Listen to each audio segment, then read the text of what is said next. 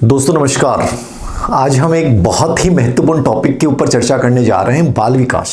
और बाल विकास में कुछ इंपॉर्टेंट जो पार्ट्स हैं उनको मैं कोशिश करूंगा यूट्यूब के माध्यम से करवाने। कंप्लीटली बाल विकास नहीं होगा, एक बहुत बड़ा और एक लेंथी टॉपिक है और रेट का बहुत इंपॉर्टेंट टॉपिक है, चाइल्ड डेवलपमेंट सीडी।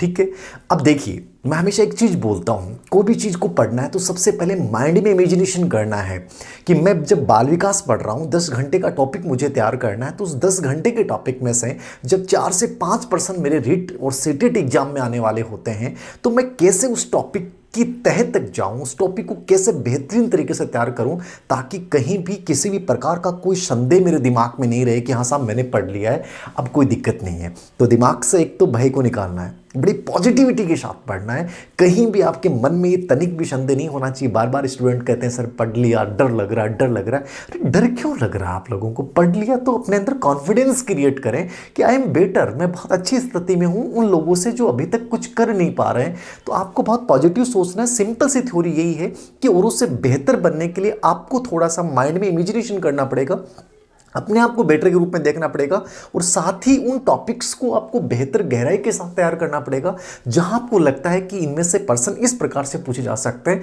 अनावश्यक चीज़ों पे ध्यान मत दें, वो क्या कह रहा है, वो मॉडल पेपर टेस्ट सीरीज में कौन सा नया क्वेश्चन लेके आ गया, सर ये तो मैंने पढ़ा ही नहीं, टेंशन में आ गए।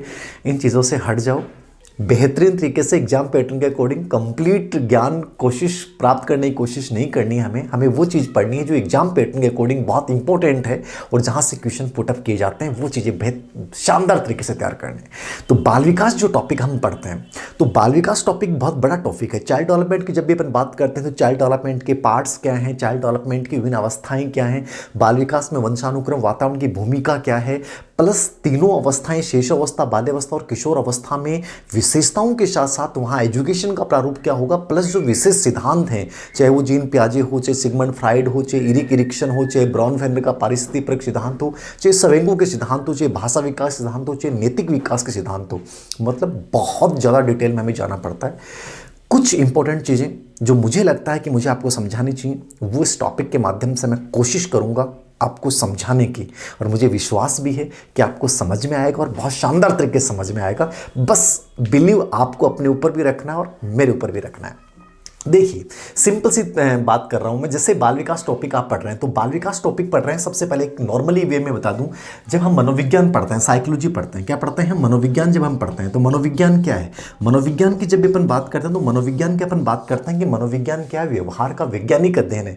यानी हमारे व्यवहार का जो वैज्ञानिक विधियों द्वारा अध्ययन करता है वर्तमान में, उसे क्या कहा जाता है, मनोविज्ञान कहा जाता है। क्या कहा जाता है, मनोविज्ञान।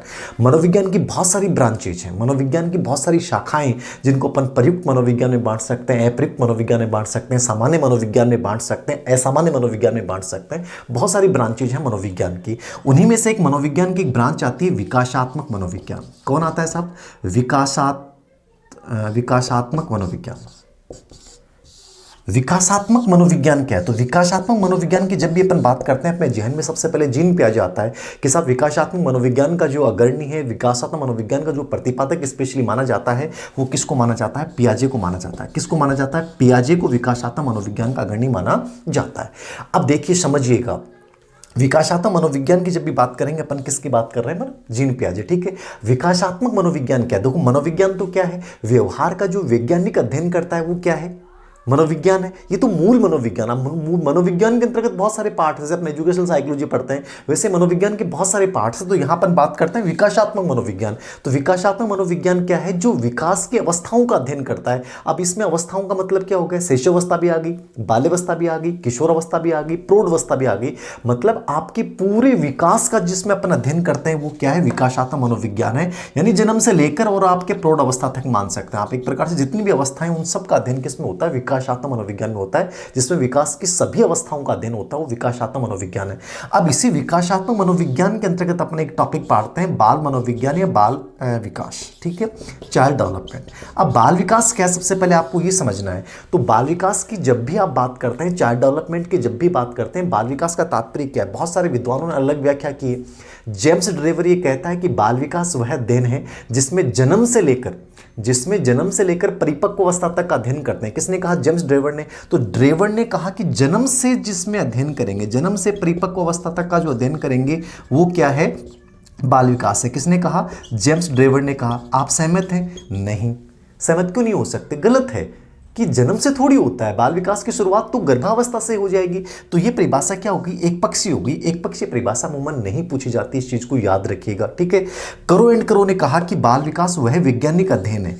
करो एंड करो ने क्या कहा? कि वह वैज्ञानिक अध्ययन है जिसमें गर्भावस्था से, कौन सी अवस्था से? गर्भावस्था से किशोर अवस्था तक का अध्ययन। तो गर्भावस्था से किशोर अवस्था तक का अध्ययन। अब देखिए, ये इंपॉर्टेंट है।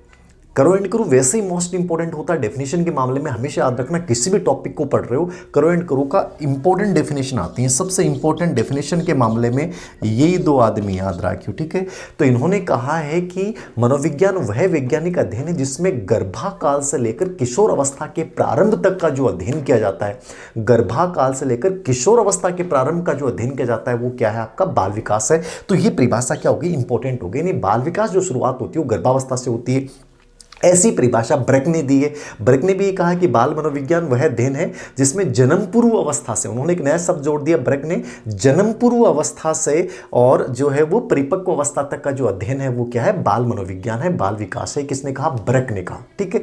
तो ब्रेक की परिभाषा भी इंपॉर्टेंट मानी जाती है, करो एंड करो की परिभाषा भी इंपॉर्टेंट मानी जाती है। तो ब्रेक ने तो जन्म पूर्व अवस्था से परिपक्व अवस्था तक का अध्ययन को बाल विकास कहा है। करो एंड करो ने वह वैज्ञानिक अध्ययन जो गर्भाकाल से लेकर किशोर अवस्था के प्रारंभ तक का अध्ययन, और जेम्स ड्रेवर ने कह दी कि साहब जन्म से। तो ये परिभाषा की होगी, गलत होगी। तो थाने कौन सी याद रखनी है? करो एंड करो याद रखनी है। ज़्यादा दिमाग पर जोर कौन डाल लो, बड़ो रिलैक्स मूड में याद रखो।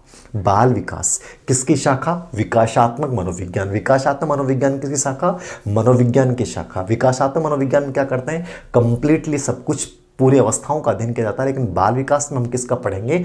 हम गर्भाकाल से लेकर और स्पेशली किशोर अवस्था तक का जो अध्ययन है वो हमारा क्या होता है? सब बाल विकास। तो सबसे पहला चीज थारे समझ में आई को नहीं है? बताओ मन। सिंपल सी बात की समझनी है, बहुत शॉर्ट एंड स्वीट, एकदम रिलैक्स मोड में। बाल विकास वह वैज्ञानिक अध्ययन है जिसमें गर्भाकाल से लेकर किशोर अवस्था के प्रारंभ तक का अध्ययन करते हैं, परिपक्व अवस्था तक का जो अध्ययन करते हैं वो सब हमारा क्या होता है? बाल विकास। ये तो नॉर्मली आपको दिमाग में रखना है कि साहब बाल विकास है क्या, ठीक है। तो ये नॉर्मली देखना, एक बेसिक चीज़ें बता रहा हूँ, नॉर्मली इनको कोई लिखने की आवश्यकता नहीं है। बस माइंड में जब मैं बोलूँ भी साहब माइंड में रिकॉर्ड कर लिया करूँ। हर चीज़ लिखने की आवश्यकता थोड़ी होती है, नॉर्मली समझ सकते हो आप, हर चीज़ समझ सकते हो। कोई चीज़ ऐसी नहीं जो नहीं समझ सकते, इस चीज़ को याद रखना, ठीक है। समझो आप। अब देखिए, बाल विकास की जब अपन बात करते हैं तो बाल विकास पे बहुत सारे लोगों ने कार्य किया है। किताब में मैंने खूब सारा वर्णन डाल रखा है, इतना आपको पढ़ने की आवश्यकता नहीं है। बाल विकास पे सबसे पहले बाल विकास की ओर जो ध्यान आकर्षित किया था वो कोमिनियस ने किया था। किसने किया था? कोमिनियस ने सबसे पहले ध्यान आकर्षित किया था जब उन्होंने 1628 में, कब? 1628 में स्कूल ऑफ इन्फेंसी की स्थापना की थी, ठीक है ना। स्कूल ऑफ इन्फेंसी की स्थापना किसने की थी? कोमिनियस ने की। तो जॉन कॉमिनियस ने 1628 में स्कूल ऑफ इन्फेंसी की स्थापना करके, इन्फेंसी मतलब शिशु विद्यालय, ठीक है। तो शिशु विद्यालय की स्थापना करके सबसे पहले बच्चों की तरफ ध्यान आकर्षित करने की कोशिश किसने की? कोमिनियस ने। तो बाल विकास में प्रारंभिक जो योगदान माना जाता है वो किसका माना जाता है? कोमिनियस का माना जाता है। जब इन्होंने स्कूल ऑफ इन्फेंसी की स्थापना की और इन्होंने कहा कि टीचर के लिए जरूरी है कि वो प्रकृति के नक्शे कदम पे चले, प्रकृति के रूप में बच्चों को पढ़ाए, ठीक है। बच्चों की स्वतंत्रता पे इन्होंने बल दिया। तो ये पहला व्यक्ति था कोमिनियस। उसके बाद पेस्टोलॉजी हुई। कौन हुई? पेस्टोलॉजी। पेस्टोलॉजी ने क्या किया? 1774 में वैज्ञानिक अध्ययन किया, ठीक है। 1774 में वैज्ञानिक अध्ययन। तो ये इंपॉर्टेंट बिंदु बन जाता है। पूरा नहीं पढ़ो लेकिन कम से कम इंपॉर्टेंट देख जाओ कि साहब बाल विकास को सबसे पहला वैज्ञानिक अध्ययन कौन करियो? किसने किया? तो वैज्ञानिक अध्ययन किसने किया? साहब पेस्टोलॉजी ने किया। सिंपल सी बात समझ में आई कि नहीं? अरे बहुत ईजी है। सबसे पहले वैज्ञानिक अध्ययन किसने किया? पेस्टोलॉजी ने किया। खुद के 3.5 साल के बच्चे पे किया, ठीक है। तो जब खुद के बच्चे पे जो अध्ययन करेगा निश्चित रूप से वो उसके रिजल्ट जो होंगे वैज्ञानिक रिजल्ट होंगे, ठीक है। तो पेस्टोलॉजी ने अपने 3.5 साल के बच्चे पे इसका अध्ययन किया था, ठीक है। इसी प्रकार टाइडमैन ने भी अपने बच्चे पर अध्ययन किया। टाइडमैन ने जो अध्ययन किया था वो केवल शारीरिक और मानसिक विकास पर अध्ययन किया। किसने? टाइडमैन ने केवल शारीरिक मानसिक विकास की बात की। इसी प्रकार प्रेयर थे, तो प्रेयर ने किताब लिखी थी माइंड ऑफ चाइल्ड, ठीक है ना। माइंड ऑफ चाइल्ड ये किताब लिखी थी इन्होंने। किसने? प्रेयर ने। तो प्रेयर ने जो की थी वो मानसिक विकास के ऊपर स्पेशली अध्ययन किया बच्चों का, तो ये प्रेयर ने किया। टाइडमैन ने शारीरिक मानसिक विकास की बात की, ठीक है। पेस्टलोजी ने बात की एक 18वीं शताब्दी में ब्लॉक हुए। ब्लॉक ने केवल ये कहा कि बच्चों के ऊपर वातावरण का बहुत बड़ा प्रभाव पड़ता है, तो वातावरण का कैसे प्रभाव पड़ता है इसकी उन्होंने बात की। रूसो ने अपनी पुस्तक इमाइल में बच्चों की शिक्षा के अध्ययन की बात की। किसने? रूसो ने। बहुत बार प्रश्न आया इमाइल, ठीक है। इमाइल क्या है, ठीक है। इमाइल क्या था? रूसो की किताब का नाम भी इमाइल है, और रूसो ने काल्पनिक से इमेजिन किया था कि मेरा स्टूडेंट ऐसा होगा। जैसे मैं इमेजिन करता हूँ ना कि मेरे विद्यार्थी ऐसे होंगे जो जोश से भरे होंगे, जो जुनून से भरे होंगे, जो हालात से कभी भी टकरा के और रास्ता तैयार कर लेंगे, और जो कभी ये बात नहीं कहेंगे कि मैं हार सकता हूँ, मैं कमज़ोर हूँ, मैं मायूस हो सकता हूँ। मैं इमेजिन करता हूँ मेरे विद्यार्थी हमेशा अलग होंगे, जिनमें जज्बा होगा, जिनमें जोश होगा, जिनमें इच्छा शक्ति होगी, जिनमें स्मार्ट स्टडी होगी, जो केवल एक मेहनती की तरह यूं रगड़ेंगे नहीं, शार्प बनेंगे, और हार कभी उनकी ज़िंदगी में नहीं आ सकती। मेरा विद्यार्थी है। जैसे मैं इमेजिन करता हूँ वैसे रूसो ने एक इमाइल नामक एक बच्चे के बारे में इमेजिन किया। ये मेरा काल्पनिक शिष्य होगा जिसमें ये विशेषताएं होंगी साहब, ठीक है। तो रूसो ने काल्पनिक शिष्य इमेजिन किया, और उसी पुस्तक का नाम क्या था? इमाइल। तो इन्होंने इस इमाइल में बच्चों की शिक्षा की ओर बात की थी कि बच्चों की एजुकेशन हमें कैसे देनी चाहिए। ये किसने बात की? रूसो ने। इसी प्रकार प्लेटो ने अपनी रिपब्लिक में बाल विकास की बात की, ठीक है। तो बहुत सारे लोगों ने बाल विकास चर्चा की है, लेकिन यहां आपको याद रखना कि गुरुजी पढ़नो के और छोड़नो के, मैं कितनी भी चीजें बता दूं आपको, 50 चीजें नहीं बता दूं, वो सब चीजें इंपॉर्टेंट नहीं है। आपको ये देखना है कि सर इन 50 में से इंपॉर्टेंट क्या लेना है। तो यहां कॉमिनियस सबसे पहले व्यक्ति थे जिन्होंने 1628 में बच्चों की शिक्षा, बच्चों के बाल विकास की ओर ध्यान आकर्षित किया। फिर वैज्ञानिक अध्ययन किसने किया साहब? पेस्टोलॉजी ने किया। तो पेस्टोलॉजी आपके दिमाग में आना चाहिए, फिर कॉमिनियस के बाद पेस्टोलॉजी आना चाहिए, और उसके बाद आना चाहिए कि बाल अध्ययन आंदोलन किसने चलाया था। तो बाल अध्ययन आंदोलन किसने चलाया बताओ? बाल अध्ययन आंदोलन की चर्चा किसने की है? तो बाल अध्ययन आंदोलन की चर्चा बहुत बार बच्चे प्रश्न पूछते हैं, गुरुजी बाल विकास को जनक कौन है? पहली बात तो इनको प्रश्न आवक को नहीं, क्योंकि विवादित प्रश्न है। इनमें हर किताब में अलग दिए जाते हैं, लेकिन मैं मेरा एटीट्यूड यदि मुझसे पूछोगे तो मैं कहूँगा बाल विकास का यदि जनक की बात करें, बाल विकास को एकदम चरम पे लेके जाने वाला व्यक्ति जो था वो था स्टैनले हॉल। कौन है? स्टैनले हॉल है साहब। स्टैनले हॉल क्यों है? स्टैनले हॉल ने कौन सी शताब्दी में? 19वीं शताब्दी में, ठीक है। 19वीं शताब्दी मतलब 1893 में अमेरिका में बाल अध्ययन आंदोलन चलाया था साहब। क्या चलाया था अमेरिका में? 1893 में बाल अध्ययन आंदोलन किसने चलाया? स्टैनले हॉल ने चलाया। अब बाल अध्ययन आंदोलन स्टैनले हॉल ने चलाया। इसने 2 समितियों की स्थापना की। तो 2 चीजें याद रखना, बाल अध्ययन आंदोलन चलाने वाले कौन है? Stanley hall. कहाँ चलाया?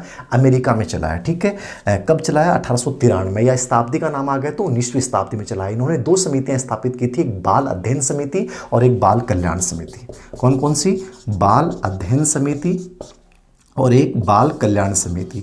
ये 2 समितियां इन्होंने इस आंदोलन के दौरान स्थापित की थी। अध्ययन समिति, तो बाल अध्ययन समिति और बाल कल्याण समिति की स्थापना किसने की? उत्तर क्या होगा साहब? Stanley hall. ये वो व्यक्ति था जिसने पेडोलॉजिकल एक सेमिनरी मैगजीन निकाली थी। क्या निकाली थी? पेडोलॉजिकल सेमिनरी, ठीक है। उस मैगजीन के माध्यम से प्रश्नावली विधि द्वारा बच्चों का अध्ययन किया। पेडोलॉजिकल सेमिनरी, ये एक मैगजीन का नाम है इनका, और इस मैगजीन के माध्यम से इन्होंने क्या किया था? प्रश्नावली विधि के द्वारा बच्चों के विकास की ओर ध्यान आकर्षित करने की कोशिश की थी। पेडोलॉजिकल सेमिनरी इनकी पत्रिका थी, एक प्रकार से मैगजीन थी। तो पेडोलॉजिकल सेमिनरी के माध्यम से बच्चों का विकास का अध्ययन किया, प्रश्नावली का प्रयोग किया। बाल अध्ययन समिति, बाल कल्याण समिति, इनकी 2 विशेष समितियां थी बच्चों के विकास के अध्ययन के लिए। बाल अध्ययन आंदोलन किसने चलाया? स्टैनले हॉल ने चलाया। बाकी कितनी भी चर्चाएं अपन कर लें, प्रथम बाल सुधार गृह कहाँ स्थापित किया गया? अमेरिका में स्थापित किया गया था, न्यूयॉर्क में 1887 में, ठीक है ना। तो 1887 में प्रथम बाल सुधार गृह स्थापित किया गया। ये इतना महत्वपूर्ण नहीं है। एक प्रश्न 2013 थर्ड ग्रेड के जब पेपर हुए थे, बहुत अलग प्रश्न आए थे, ठीक है। वो सब मेरे माइंड में लगभग कैसे आए थे, वो मैंने कोशिश भी की है ऑब्जेक्टिव बुक में भी डालने की, और थ्योरी वाली बुक में भी वो चीज़ें शामिल करने की कोशिश की। बाकी आप टेलीग्राम चैनल से ज़रूर जुड़े रहिएगा। टेलीग्राम पर मैं आपको बहुत सारे अपडेट देता रहूँगा, चाहे वो वॉइस मैसेज के माध्यम से, जैसे भी है। एग्जाम होने तक आप टेंशन मत लेना, बस विश्वास रखना, जुनून के साथ करना है और इस बार करके जाना, चाहे कुछ भी हो जाए। ये डर दिमाग से निकाल दो, फोबिया निकाल दो। हालातों को जीतना है, और हालातों को जीतोगे तभी विशिष्ट बनोगे, वरना ये रोना रोते रहोगे, कोई सहायता नहीं करेगा साहब, कोई नहीं करेगा। सब मजाक बनाने वाले हैं, सब शोषण करने वाले हैं, सब दिखावटी हैं, ठीक है। कोशिश ये करें कि मैं और मेरे लिए अपने लिए मुझे करना है। बस ये एक ही लाइन बताऊंगा मैं आपको, आप किसी से भी उम्मीद मत रखें। तो 1887 में पहला बाल सुधार गृह स्थापित अमेरिका में किया गया। प्रथम बाल निर्देशन केंद्र, तो प्रथम बाल निर्देशन जो केंद्र था, ये प्रश्न आया हुआ है 2013 थर्ड ग्रेड में। प्रथम बाल निर्देशन केंद्र जो है वो शिकागो में स्थापित किया गया था। कहाँ स्थापित किया गया था? शिकागो में, ठीक है। तो ये प्रश्न आया था और विलियम हिली ने किया था। किसने किया था? विलियम हिली, ठीक है। तो विलियम हिली ने 1909 में, कब किया था? 1909 में प्रथम बाल निर्देशन केंद्र। तो प्रश्न आपसे पूछ ले कि प्रथम बाल निर्देशन केंद्र किसने स्थापित किया? विलियम हिली 1909 में। और कहां स्थापित किया था? शिकागो में किया था। प्रथम बाल सुधार गृह अमेरिका में न्यूयॉर्क में स्थापित किया गया, लेकिन प्रथम बाल निर्देशन केंद्र विलियम हिली, शिकागो, ठीक है। ऐसे ही भारत में दो व्यक्ति हुए, एक तो गिजू भाई बधेकर, एक ताराबाई मोडेक। तो भारत में बाल विकास में जिन्होंने योगदान दिया वो किसने दिया है? गिजूबाई बधेका ने 1920 में सूरत में बाल अध्ययन केंद्र की स्थापना की। इसी प्रकार ताराबाई मोडेक ने 1930 में बाल अध्ययन की तरफ सबसे व्यापक ध्यान आकर्षित करने की कोशिश की। तो ताराबाई मोडेक और गिजूभाई बधेका, ये दो व्यक्ति भारत में, याद रखना कौन है? ताराबाई मोडेक और गिजूभाई बधेका, ठीक है। मैं कम लिख रहा हूँ, ठीक है, समझ जाना आप वो इससे। गिजूभाई बधेका और ताराबाई मोडेक ने भारत में बाल विकास में काम किया। प्रश्न नहीं पूछा गया, लेकिन नॉलेज के लिए गुरुजी आप बात बता दी तो बताई को नहीं मानतू जना मैं बताऊंगा चीज था ना, ठीक है ना। बाकी कोई आवश्यक को नहीं कि गिजूबाई बधेका ताराबाई मोडेक। गिजूबाई बधेका का योगदान जरूर रहा है, बट प्रश्न अभी तक किसी भी एग्जाम में नहीं पूछा है। लेकिन फिर भी थे, चिंता मत करो थाना, मैं भी साबू ही बता रहा हूँ ताकि तारा मन में नहीं आओ गुरुजी चीज़ बताई, नई चीज़ बताई गुरुजी। यूट्यूब में यही तो हो रहा है, यूट्यूब के माध्यम से यही तो हो रहा है कि लोग क्या कर रहे हैं, नई चीज़ बता रहे हैं तो आपको लगता है पता नहीं। इसलिए ज्ञान का विस्फोट की बात कर रहा हूँ मैं। अब इसमें बच्चे इतने कन्फ्यूजन हो जाएंगे कि समझ में नहीं आएगा गुरुजी पढ़ना क्या है, छोड़ना क्या है, इंपॉर्टेंट क्या है, क्या नहीं है। तो ये उन बच्चों के साथ दिक्कत होगी जो बहुत ज़्यादा यूट्यूब का इस्तेमाल कर रहे हैं, बहुत अलग अलग जगह ध्यान पढ़ रहे हैं, ठीक है। वो कंप्लीटली कंफ्यूज हो जाएंगे, क्योंकि मेरे पास इतने प्रश्न आते हैं बच्चों के से, गुरुजी भी कोचिंग के मॉडल में देखो वो प्रश्न आया गुरुजी मेरा तो दिमाग खराब हो, 2 घंटा तो मन प्रश्न को उत्तरी कौन ला दो। 2 घंटा के बजाय 2 घंटे में यदि आपके एक चैप्टर को तैयार कर सकते हैं, लेकिन एक बकवास प्रश्न के लिए आपने 2 घंटे खराब कर दिए।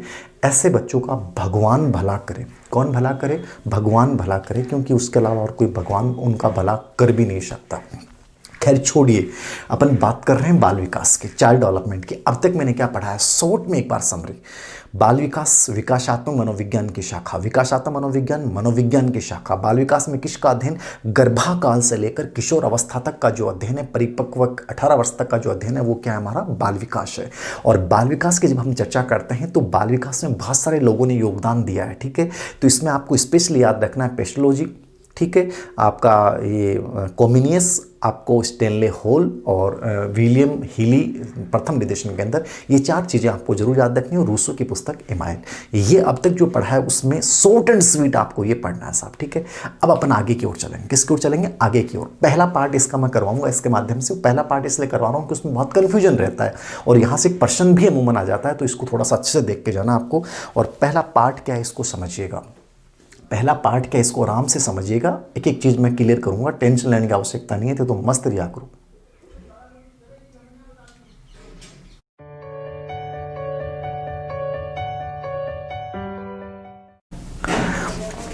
तो समझना, देखो ये तो बेसिक चीजें थी, एकदम सामान्य चीजें थी जो आपको समझनी थी। अब जो मैं चर्चा कर रहा हूं वो एक बहुत महत्वपूर्ण पार्ट की ओर मैं आपको लेके जा रहा हूं। विकास जो है उसके अपन 2 कॉन्सेप्ट, जब बाल विकास के अंदर घुसते हैं तो बाल विकास में घुसने के साथ आपको 2 चीजें पढ़नी है।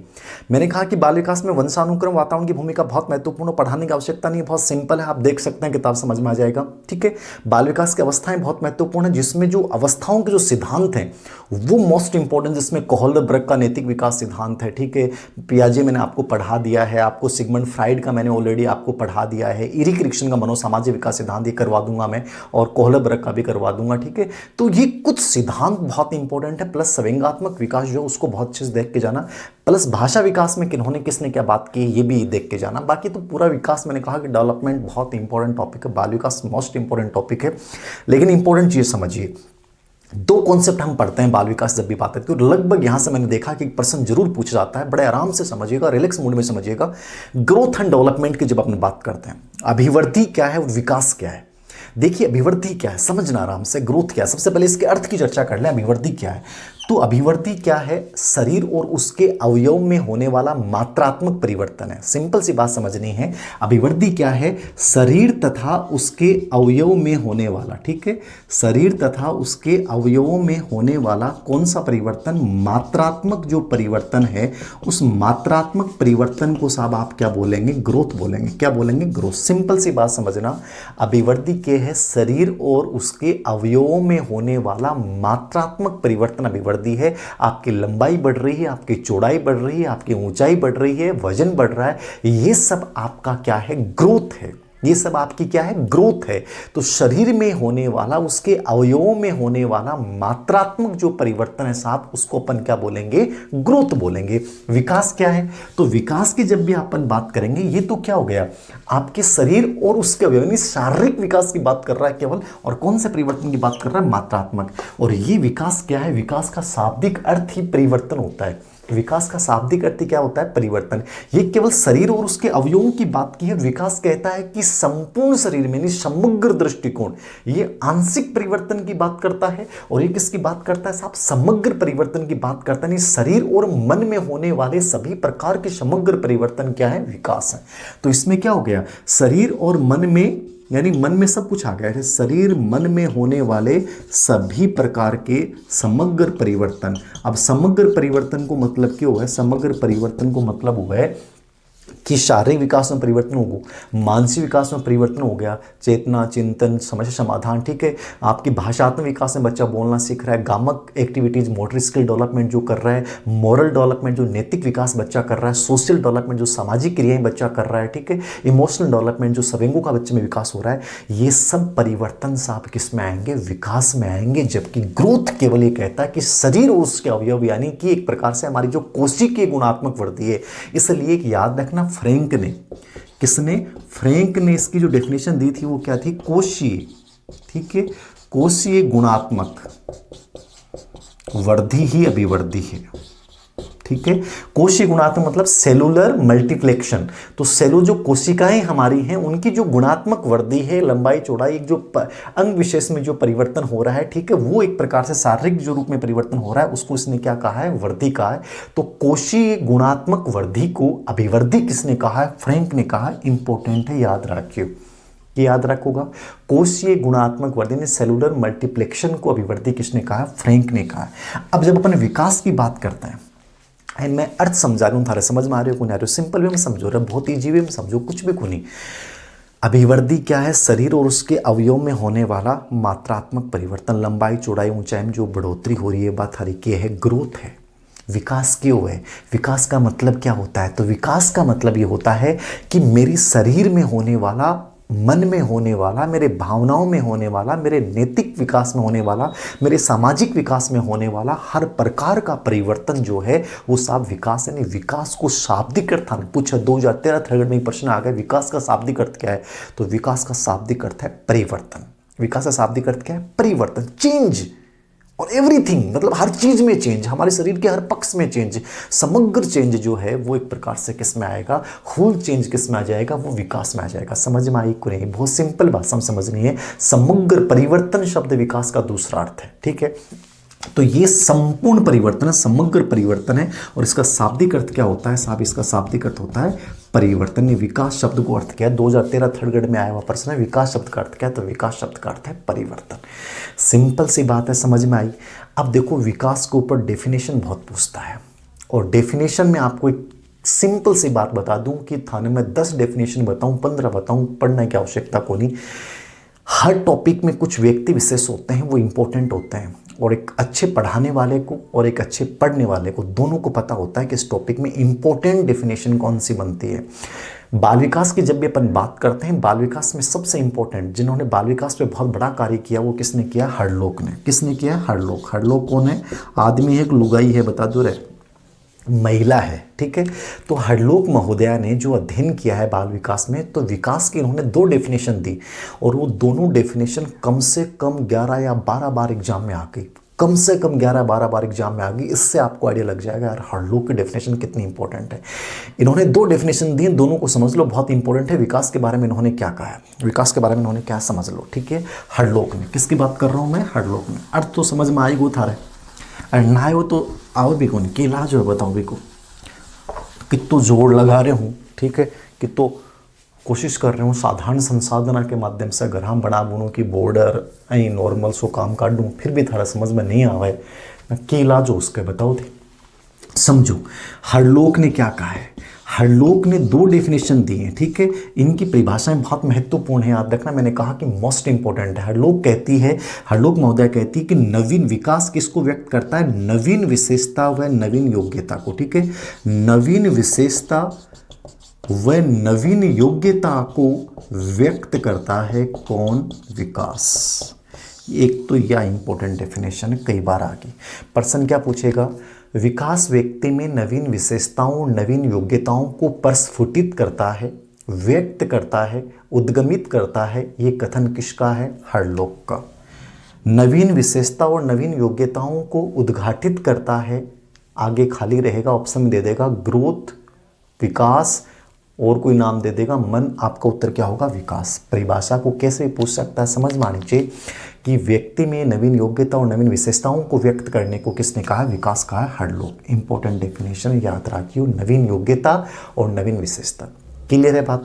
नंबर 2 दूसरी परिभाषा, ठीक है ना, लिख लियो, किताब में दे रखी है, थाने लिखने की जरूरत को नहीं थे, वीडियो सुना करो, और वीडियो सुना के बाद मैंने अंदर जान दिया करो, अट्ठे जान दिया करो, कठिन जान दिया करो मैंने, ठीक है ना, फालतू की टेंशन मत लिया करो, ठीक है। गुरुजी लिखांगा स्क्रीन शॉट क्या लेंगे, स्क्रीन शॉट ऐ दबाओगा बयां दबाओगा, जबाना की जरूरत है, किताब था कि अवनी मनोविज्ञान पढ़िए, अवनी मनोविज्ञान को ही तो है ही, ठीक है, थे तो बस समझो कि गुरुजी आ चीज़ ऐसी है, बस आ समझ में आ गई, बस काम कंप्लीट। नहीं स्क्रीन शॉट ना ढूंढता ढूंढता 4 मिनट लागे 2 मिनट लागे, ऐ को काम करना ही क्यों अपन, ठीक है। तो समझ लो अभिवृद्धि क्या है, विकास क्या है। तो अभिवृद्धि विकास पे दूसरी परिभाषा की बात कर रहा हूँ मैं, हरलोक की बहुत इंपॉर्टेंट परिभाषा, दूसरी ये भी। पहली परिभाषा नवीन योग्यता नवीन विशेषताओं व्यक्त करता, एग्जाम में आया हुआ है। हरलोक ने कहा कि विकास क्या है, विकास एक परिवर्तनों की उत्तरोत्तर श्रृंखला, परिवर्तनों की उत्तरोत्तर। अब उत्तरोत्तर के स्थान पे देखो एग्जाम में क्या नाम दे दे कंफ्यूज करने के लिए, प्रगतिशील। देखो यही तो है उत्तरोत्तर श्रृंखला जो कर्मिक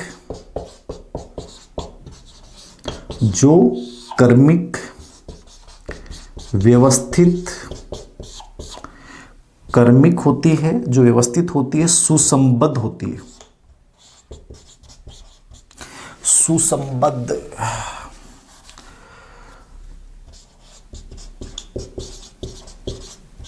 सुसंबद्ध होती है।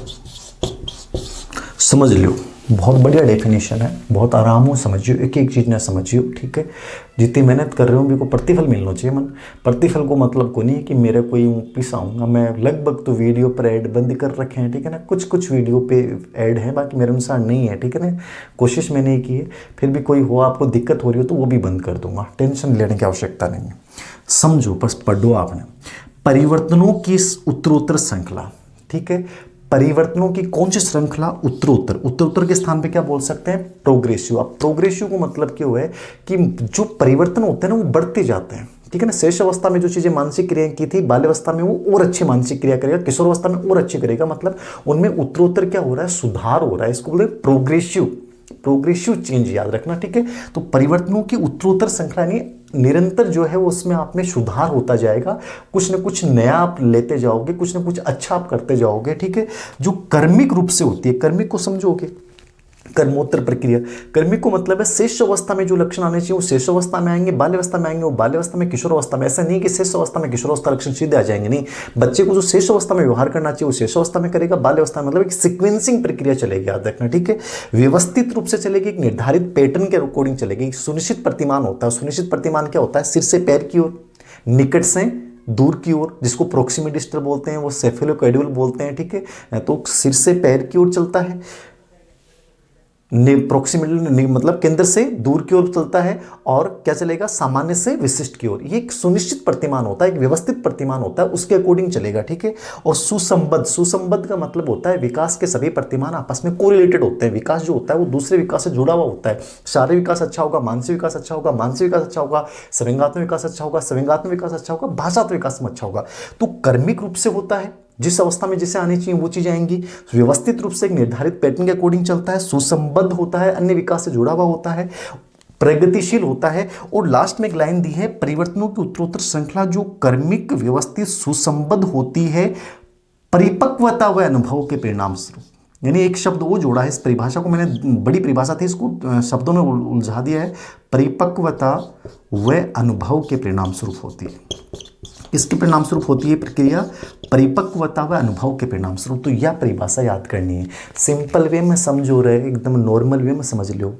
हरलोक ने कहा है कि विकास क्या है? परिवर्तनों की वह उत्तरोत्तर श्रृंखला जो एक कर्मिक रूप से होती है, व्यवस्थित रूप से होती है, सुसंबद्ध होती है, और ये परिपक्वता व अनुभव के परिणाम स्वरूप होती है। ये परिभाषा किसने कहा? हरलोक ने। दूसरी पहली परिभाषा क्या थी? नवीन योग्यता और नवीन विशेषता व्यक्त करती है। एक चीज और याद रखना, हरलोक ने कहा था कि विकास में 4 प्रकार के परिवर्तन होते हैं। कितने प्रकार के परिवर्तन होते हैं विकास में? 4 प्रकार के परिवर्तन। कौन कौन से परिवर्तन बताए इन्होंने? ये कहती है कि विकास में 4 प्रकार के परिवर्तन होते हैं। एक आकार में परिवर्तन। कौन सा परिवर्तन? आकार में। एक अनुपात में, प्रतिशत बढ़न है, जैसे मैं सारणी डाल रखी है कि साहब मानसिक विकास इतना हो जाता है, फिर शारीरिक विकास का इतना, मस्तिष्क का विकास इतना होता है, तो वो एक परसेंटेज, ये संख्या इतनी बढ़ रही हैं। आकार में भी परिवर्तन है, अनुपात में परिवर्तन है, पुराने चिन्हों का लोप होना, पुरानी चिन्ह जानोगी, ठीक है ना, दूध का दांत वगैरह सब गायब हो जाएंगे, बाल्यावस्था में स्थायी दांत आ जाएंगे, ठीक है ना। तो वो चीज़ें जो पुरानी चीज़ें थी वो धीरे धीरे लुप्त हो जाएंगी। नवीन लक्षणों का, नवीन चिन्हों का उदय, ठीक है ना। तो नवीन चिन्हों का उदय, तो ये 4 परिवर्तन, आकार में परिवर्तन, अनुपात में परिवर्तन, पुराने चिन्ह जो होते हैं, पुराने लक्षण होते हैं वो बच्चे धीरे धीरे आयु के साथ खत्म होते जाते हैं, और नवीन जो चिन्ह हैं, नवीन जो लक्षण है बच्चे में आ जाते हैं। तो 4 परिवर्तनों की चर्चा किसने की है? हरलोक ने। आकार में, अनुपात में, पुराने चिन्हों का खत्म होना, नवीन चिन्हों का उदय होना। और इस डेफिनेशन को अच्छे से समझना है। यदि आपने समझ लिया तो मान के चलना, एक प्रश्न आता है यहाँ से हरलोक से। तो हरलोक की 2 डेफिनेशन मैंने बताई है, 3 चीज़ों की मैंने चर्चा की है, उम्मीद है कि आपको समझ में आया होगा, ठीक है।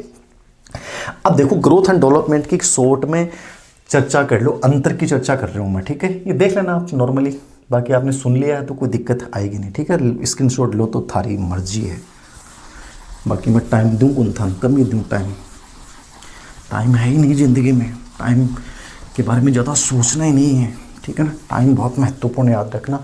अब देखो, थाने दोनों चीज़ बता दी मैं, दुनिया को अर्थ बता दियो, दोनों की डेफिनेशन मैंने समझा दी। अब अंतर क्या होता है? अंतर पे एक प्रश्न आता है। अब अंतर पे चाहिए अपन 20 अंतर कर दो, लेकिन 20 अंतरों के बजाय आप मैं जो 3 या 4 अंतर जो महत्वपूर्ण बताऊँ वो जरूर देख लेना साहब, पूरे चाहे मत देखना, लेकिन मैं बता रहा हूँ।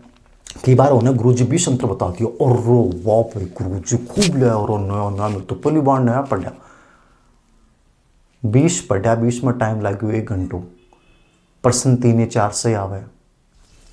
ये सोचना है, यही समझना है, ठीक है। यहां से प्रश्न अभी तक जो आ रहे हैं वो 3 बिंदुओं से स्पेशली पूछे गए हैं, ठीक है। बाकी मैं कंप्लीट समझा रहा हूं, चिंता मत करो। पहली चीज, पहला अंतर, अभिवृद्धि जो होती है वो क्या है? अभिवृद्धि जो होती है, मैंने बात की थी, मात्रात्मक परिवर्तन है। कौन सा परिवर्तन है? मात्रात्मक परिवर्तन है। एग्जाम में कई बार आ गया, इंपॉर्टेंट है। अभिवृद्धि को आप माप सकते हो, ठीक है, लंबाई चौड़ाई ऊंचाई को आप माप सकते हो। तो अभिवृद्धि क्या होगी? मात्रात्मक। प्रश्न आएगा साहब, विकास क्या होगा? गुणात्मक होगा या मात्रात्मक होगा? बताओ। तो विकास क्या है? गुणात्मक है, सही है क्या? सही है क्या? नहीं, विकास में अभिवृद्धि शामिल होती है। नहीं, अभिवृद्धि भी किसका पार्ट है? विकास का ही पार्ट है। तो मात्रात्मक भी होगा विकास प्लस गुणात्मक भी होगा। तो ये मात्रात्मक प्लस गुणात्मक करना है।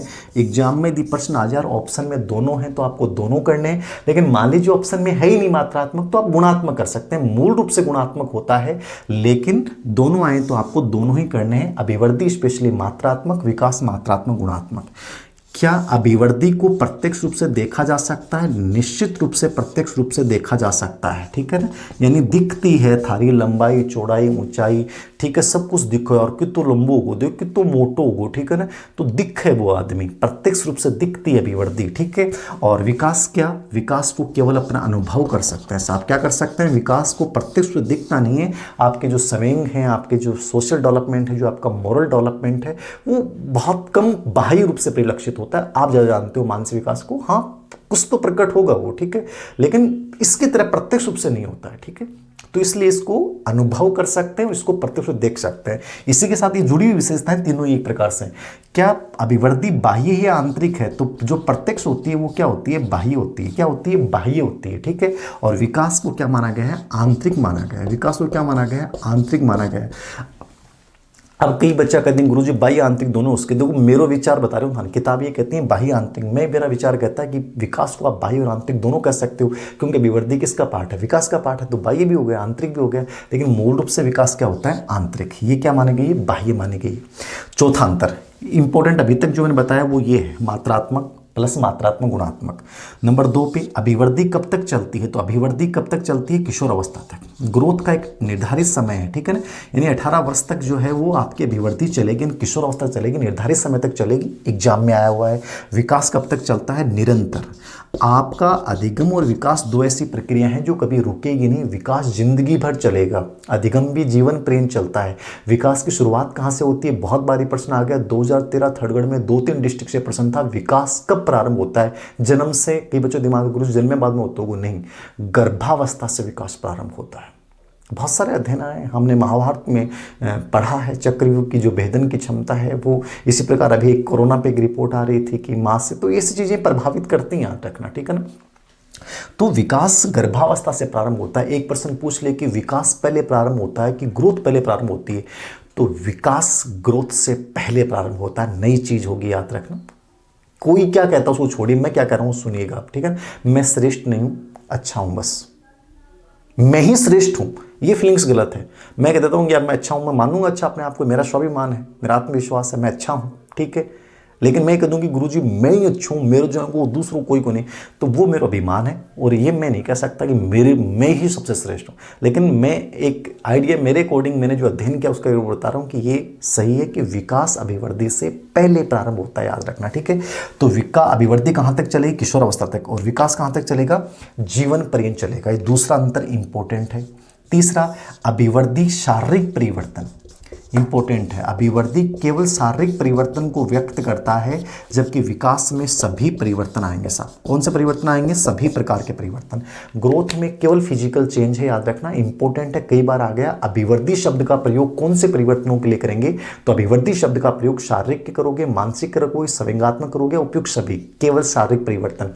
विकास का प्रयोग हर प्रकार के परिवर्तन के लिए किया जाता है। तो विकास क्या है? सभी प्रकार के परिवर्तन के लिए यूज होता है, जबकि अभिवृद्धि क्या है? केवल शारीरिक परिवर्तन के लिए यूज होता है। ये तीन अंतर मोस्ट इंपॉर्टेंट। मात्रात्मक गुणात्मक। किशोर निर्धारित समय तक चलती है अभिवृद्धि, परिपक्व अवस्था तक चलती है, 18 वर्ष तक चलती है, किशोर अवस्था तक। विकास निरंतर चलेगा, ऊर्ध्वगामी प्रक्रिया है, याद रखना, निरंतर प्रगतिशील उत्तरोत्तर चलता है। ये शारीरिक परिवर्तन है और ये सभी प्रकार के परिवर्तन है किसमें? विकास में।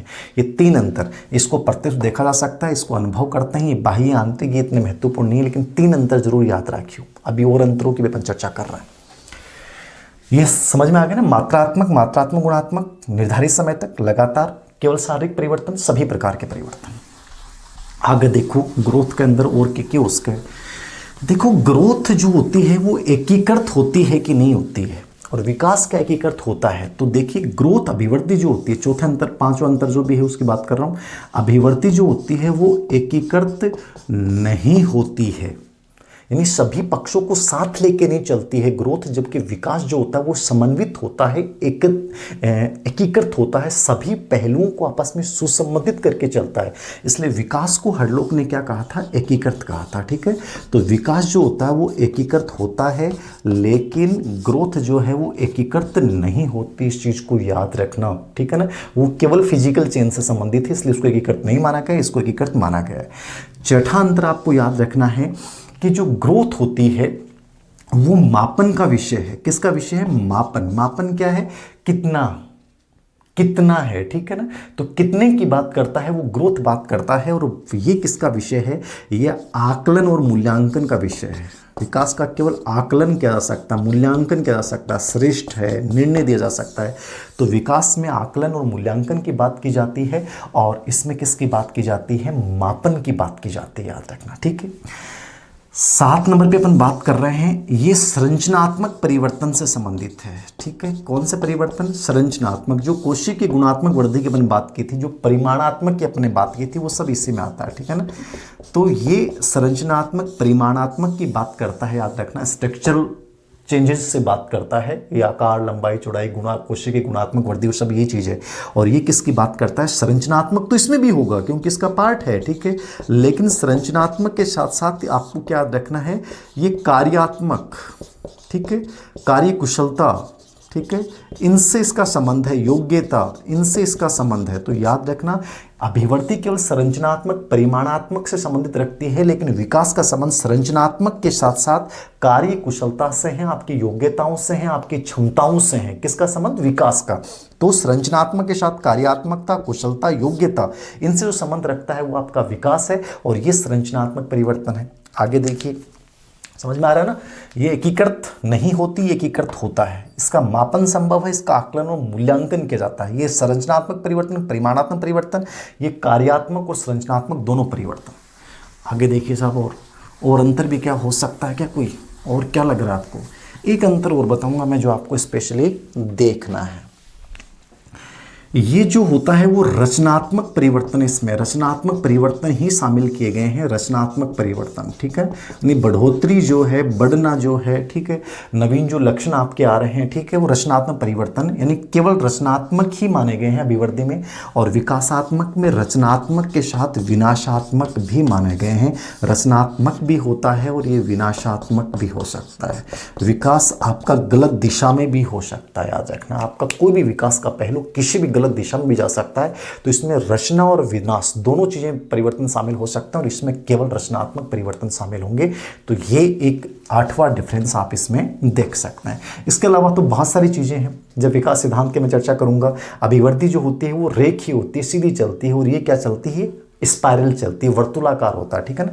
तो ये भी अंतर है, लेकिन आगे अपन पढ़ेंगे, इसकी मैं सिद्धांत समझाऊंगा ना, वहाँ बहुत इंपॉर्टेंट, क्योंकि बाल विकास के जो सिद्धांत है, ठीक है ना, निरंतर विकास, अंगों की गति का सिद्धांत, समान प्रतिमान का सिद्धांत, सुसंबंधित विकास का सिद्धांत, सामान्य से विशिष्ट का सिद्धांत, ठीक है, व्यक्तिगत भिन्नता का सिद्धांत, वंशानुक्रम, वातावरण के अंतःक्रिया सिद्धांत, वो बहुत महत्वपूर्ण सिद्धांत है, और उनमें से बहुत प्रश्न आते हैं, तक ना उनको भी समझना है बहुत अच्छे से। तो वहाँ एक बार चर्चा करेंगे। और ये क्या होता है, वर्तुलाकार स्पाइरल। तो ये यहाँ चर्चा नहीं करूँगा मैं, वर्तुलाकार कैसे है, वो रेखे कैसे है। तो ये मेजर डिफरेंस है। ये क्या है, मेजर डिफरेंस। अब आपके दिमाग में आ गया, गुरुजी अंतर समझ में आ गया। अभिवृद्धि क्या है, एक प्रकार से मात्रात्मक, विकास मात्रात्मक, गुणात्मक। अभिवृद्धि निर्धारित समय तक, विकास लगातार चलता है। अभिवृद्धि एक सीमित पक्ष है, छोटा सा पक्ष है, केवल फिजिकल चेंज को व्यक्त करेगा। विकास एक व्यापक पक्ष है। अभिवृद्धि विकास का एक पार्ट है, उसमें सभी प्रकार के परिवर्तन। ये 3 मेजर डिफरेंस है, याद रखना आपको, ठीक है। इसके अलावा वो एकीकृत नहीं होती, वो एकीकृत होता है। उसमें रचनात्मक, उसमें रचनात्मक, विनाशात्मक, वो प्रत्यक्ष, ये केवल अनुभव किया जा सकता है। तो ये बहुत सारा डिफरेंस हैं, इनकी अपन कितनी भी चर्चाएं कर लें, इनका कोई मतलब नहीं है। स्पेशली याद रखना, समझना ये है कि जब इतने अंतर हैं तो क्या ये दोनों एक दूसरे में योगदान देते हैं? निश्चित रूप से देते हैं। आपके सामने प्रश्न आ गया, अभिवृद्धि विकास संबंध में कौन सा कथन सत्य है, अलग अलग हैं, निषेधात्मक संबंध है, एक दूसरे के पूरक हैं। तो आपका उत्तर होना है एक दूसरे के पूरक हैं। अंतर होने के बावजूद दोनों एक दूसरे के विकास में योगदान देते हैं, एक दूसरे के क्या है, पूरक हैं। याद रखना, कौन, ग्रोथ एंड डेवलपमेंट। तो अभिवृद्धि और विकास दोनों एक दूसरे के पूरक हैं, ये चीज़ याद रखियो कि याद रखोगा दोनों एक दूसरा का पूरक है, ठीक है ना। कौन है रे, ग्रोथ एंड डेवलपमेंट। तो ग्रोथ एंड डेवलपमेंट एक दूसरे के पूरक होते हैं, याद रखना। 2 कॉन्सेप्ट और क्लियर कर दूं। क्या हमेशा विकास में वृद्धि निहित होती है या वृद्धि में विकास निहित होता है? क्या विकास में प्रत्यक्ष सार्थक वृद्धि संभव है? कई बार देखना, कई ऐसे प्रश्न आ जाते हैं उलझाने वाले कि क्या वृद्धि हो रही है और क्या विकास होगा क्या, ठीक है। क्या प्रत्यक्ष सार्थक वृद्धि के विकास हो सकता है? क्या हो सकता है? बच्चे में प्रत्यक्ष सार्थक वृद्धि नहीं हुई, कोई आकार अनुपात में परिवर्तन नहीं हुआ, लेकिन उसकी कार्य कुशलता में विकास हो रहा है, योग्यता में विकास हो रहा है। तो विकास हो रहा है कि नहीं हो रहा है? हो रहा है। यानी बिना प्रत्यक्ष ग्रोथ के भी विकास हो सकता है। कई बार वृद्धि हो रही है आकार अनुपात इनमें चेंज हो रहा है, लेकिन आपकी कार्य कुशलता और योग्यता में विकास नहीं हो रहा, मतलब हो सकता है विकास नहीं हो रहा है। तो एक एक बेसिक सी चीज़ें हैं, आपको दिमाग में रखना है कि बिना प्रत्यक्ष सार्थक वृद्धि के भी विकास संभव है।